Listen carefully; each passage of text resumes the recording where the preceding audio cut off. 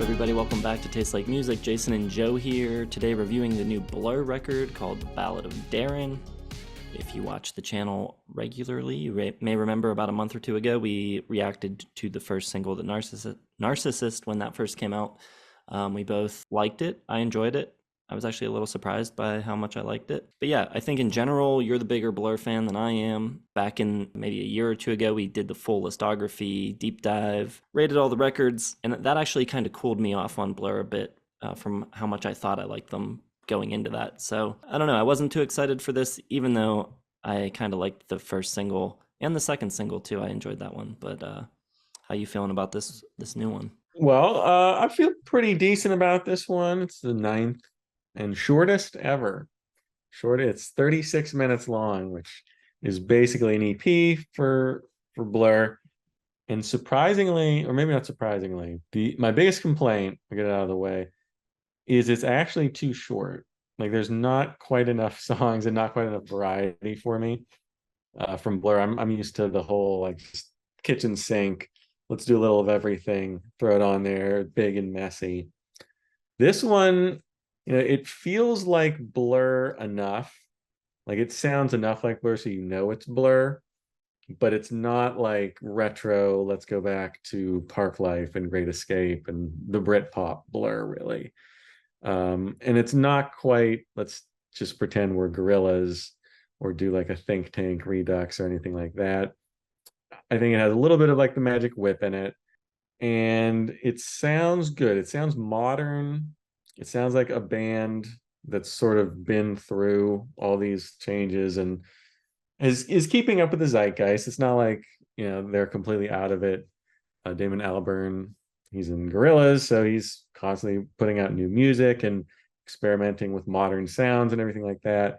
Graham Coxon just put out the Waeve, his side project earlier this year, which I liked.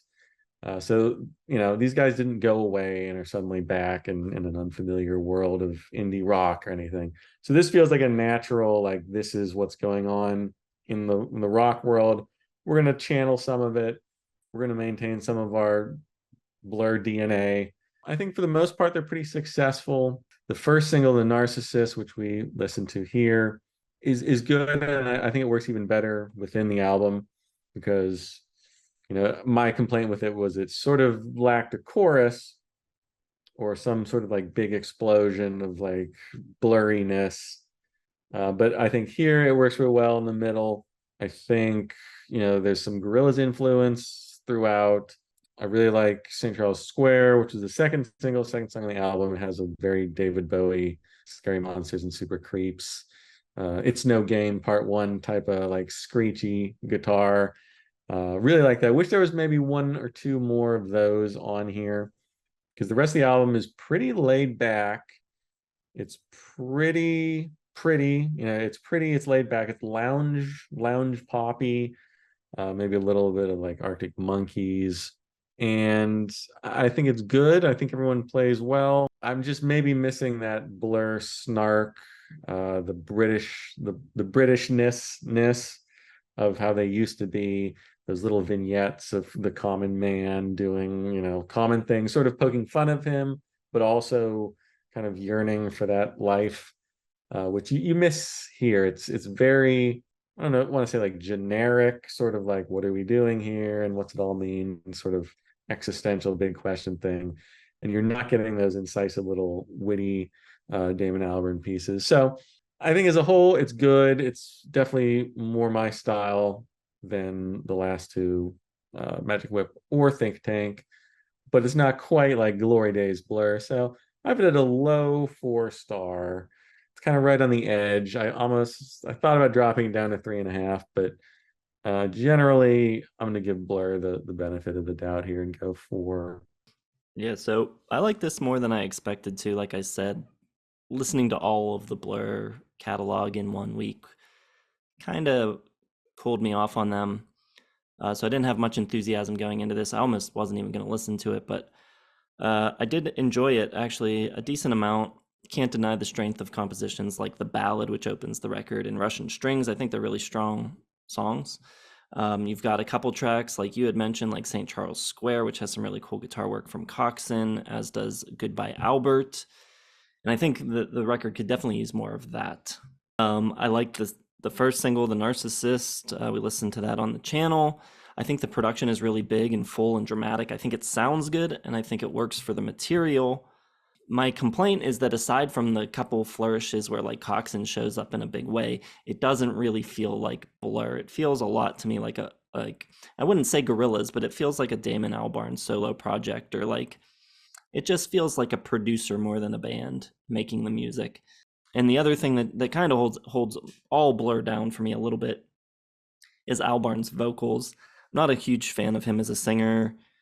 He always sounds like half asleep and less enthusiastic than he should be for what's happening. So, but I mean, I do think the songs are solid. I think the production works, and I do actually think it's one of their better records. Probably, I forget what I had number one. I think I had Magic Whip number two, and I like it more than Magic Whip. So it's probably my second favorite Blur record. A solid 3.5 stars.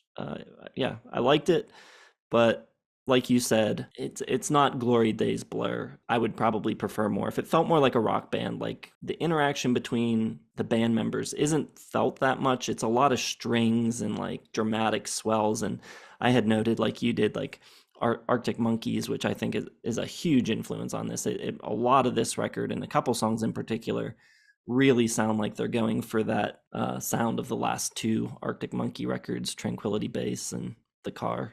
So I don't know. It's cool for what it is. If you don't really think of it as a Blur record, I think it's a pretty good record, but maybe disappointing to some who are hoping for something a little blurrier. Yeah, I mean, they could have used like a little more of that Blur magic from the ye olden days. And I definitely agree. It's more of it feels more of a Damon Albarn, led effort, if not dictatorship. You notice the Graham Coxon arpeggios and some nice guitar parts. I didn't really notice Alex James on bass much, which is a shame because he's a great bass player, or Dave Rowntree on drums. It really sounds like mopey Damon Albarn, and he wrote this album like on tour with Gorillaz, or making that album with the Gorillaz. So it feels a little bit too close to that world and not close enough to the Blur of old. But I mean, there's some hints of it. St. Charles Square for sure, but I could have used another St. Charles Square too. All right, so yeah, good record. Check it out if you haven't heard it. And I think if you're a bigger Blur fan than myself, you'll probably dig it even more than I did. So worth a listen. If you've heard it, let us know what you think of it. Make sure you drop that down in the comments, hit the like button, subscribe to the channel, all that stuff. Check the video description for links to our social media and Patreon. Thanks for watching. We will see you in the next one.